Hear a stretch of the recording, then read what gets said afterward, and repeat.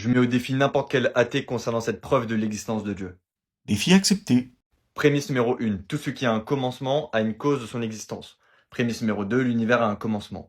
Conclusion numéro 1. L'univers a une cause de son commencement. On sait que la cause de l'univers doit être immatérielle, car sinon elle serait inclue dans la définition de l'univers qui est l'ensemble de toute la réalité spatio-temporelle.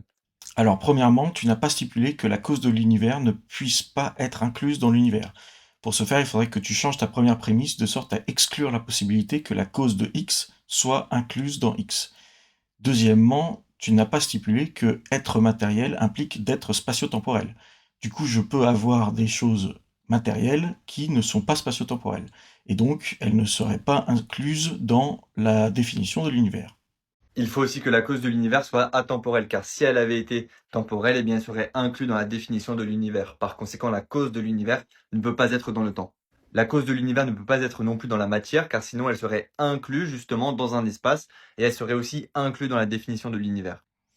Alors attention, parce que si on considère que être matériel ou être temporel sont des prédicats, j'ai presque l'impression que tu es en train de dire que la cause de X ne doit partager aucun prédicat avec X. Et ça peut être problématique. Si certains vont vouloir prendre X comme l'ensemble de tout ce qui existe, à considérer que l'ensemble de tout ce qui existe, c'est-à-dire vérifier un prédicat d'existence, ça veut dire que la cause de l'ensemble de tout ce qui existe ne peut pas vérifier le prédicat d'existence.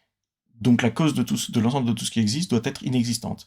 C'est d'ailleurs ce que Lavagna confirme dans son débat avec moi. Tu prends l'ensemble de toutes les choses qui existent, cet ensemble existe de manière incausée. D'accord? Il ne peut pas avoir de cause Euh, de lui parce qu'il n'y a rien en dehors. D'accord? L'ensemble de tout ce qui existe ne peut pas avoir de cause parce qu'il n'y a rien en dehors de l'ensemble de tout ce qui existe. Aveu d'ailleurs assez étrange de la part de Mathieu, puisque ça soulève la question de la modalité de l'existence de l'ensemble de tout ce qui existe. Et enfin, la cause de l'univers ne peut pas être une abstraction, car si elle avait été une abstraction, eh bien elle n'aurait pas de pouvoir causal sur la réalité physique. Un triangle, une proposition logique ou une proposition mathématique n'a pas de pouvoir causal sur la réalité physique, c'est-à-dire qu'elle ne peut pas mettre en existence des choses. La position selon laquelle les propositions, les objets mathématiques et les figures géométriques n'ont pas de pouvoir causal est une position controversée. Par conséquent, la cause de l'univers est un esprit atemporel, immatériel et doté d'une puissance extraordinaire car il crée tout à partir d'aucune matière préexistante.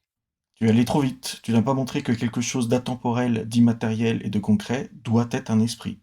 Attention, je vous vois venir, là je parle du modèle standard du Big Bang en cosmologie primordiale. Si on prend le modèle standard du Big Bang avec justement l'univers, eh bien l'univers dans ce modèle-là a un commencement.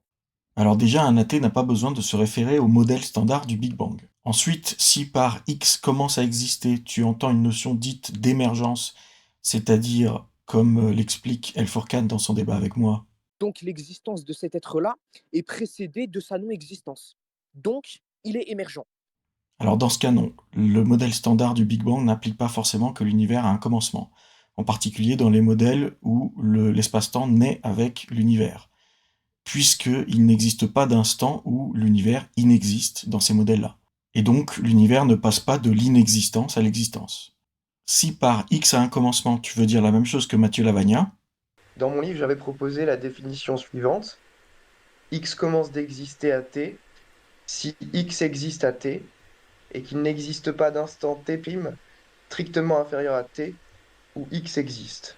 alors à ce moment-là, oui, l'univers remplit bien les conditions de la définition avoir un commencement, mais la question se pose, existe-t-il un instant t' antérieur, strictement antérieur à t, où l'univers inexiste? Si la réponse est non, alors ça peut poser un problème pour la justification de la prémisse en utilisant les objets du quotidien, puisque pour les objets du quotidien, il existe bien un t' strictement inférieur à t, où l'objet inexiste.